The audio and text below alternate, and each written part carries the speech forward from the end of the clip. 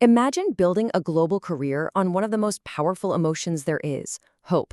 But what happens when the man who literally named himself Hope decides it's time to show the world his shadows? Well, that's exactly what we're going to dive into. And this really captures the whole conflict perfectly, doesn't it? On one side, you have the persona, the bright, energetic sunshine of BTS, and on the other, the shadow, this grittier, way more complex artist who is just burning with ambition. The whole story today is about the journey between these two poles. All right, so to really get where this journey ends up, we've got to go all the way back to the beginning, back to the birth of the J-Hope persona itself. I mean, the weight of this origin story is just incredible. His name wasn't just some cool thing he came up with. It was a mission statement, rooted deep in Greek mythology. He chose to be the one thing left in Pandola's box after all the evils of the world flew out. Talk about pressure, right? That is a heavy, heavy burden to carry. And there's actually a psychological term for this. It's the Jungian idea of a persona. Basically, it's the social mask we all wear.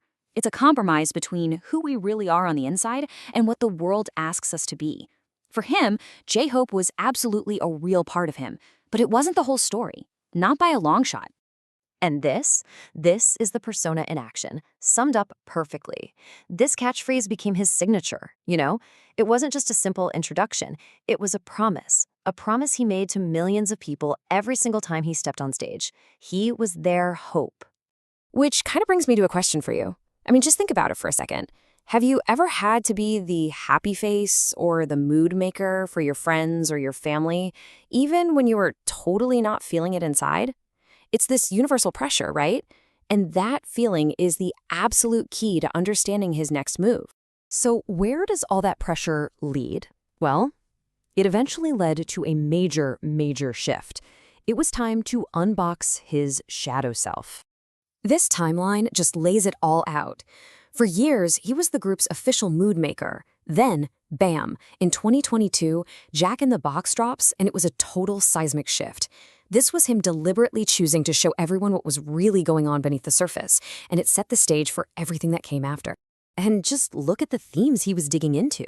Say goodbye to the bright pop sounds. Instead, we got raw ambition, the crushing pressure of success, creative burnout, inner conflict, and it was all delivered with this gritty, old-school hip-hop sound that was a direct callback to his earliest roots.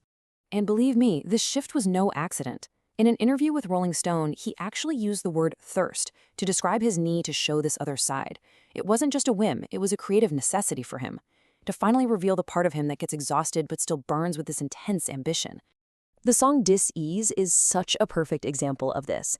He calls his own relentless drive an occupational disease, this constant feeling that even when he's supposed to be resting, he has to be productive, he has to stay positive. He's essentially wrestling with this question, right? Am I still J-Hope if I just take a day off? But, this whole exploration of his darker side, that wasn't the end of the story. Not even close. It was actually a really necessary step toward his next chapter, getting back in touch with his original passion. And in his docuseries Hope on the Street, we get to see this journey play out visually. He travels back to the places that literally made him the dancer he is, from his origins in Gwangju to finding community in Osaka, exploring artistry in Paris, and facing new challenges in New York. It was like a pilgrimage back to his true self. And during this trip, he asks this incredibly vulnerable, honest question. He's wondering out loud if his love for dance is still pure, or if it's gotten all tangled up in the fame and the success. He's searching for that authentic motivation, stripping away all the noise to find the truth. So what happens when you finally confront your shadow and you reconnect with your roots? You find balance. And that right there is the synthesis of this entire journey, the integration of the persona and the shadow. This table just breaks it down so beautifully. You've got J-Hope, whose focus is making other people happy with bright pop music. Then you have Jack, who's all about expressing that inner conflict through gritty hip-hop. And then you have the integrated self, Jung Hoseok, who finds authentic joy in the art that started it all for him, street dance. The point is, he's not just one or the other, he's all three. So what is the ultimate takeaway from all this? I think it's that real, resilient hope isn't about slapping on a happy face 24/7 or pretending the darkness doesn't exist. It's an earned feeling. It's what you get when you finally acknowledge and accept every single part of yourself, the light, the dark, and all the complicated stuff in between. So, I'll leave you with this to chew on. In your own life, how do you balance the person you present to the world with the person you are when no one's watching? Because Jung Hoseok's journey seems to show us that finding a way to let those two selves finally talk to each other, well, that might just be the truest form of hope there is.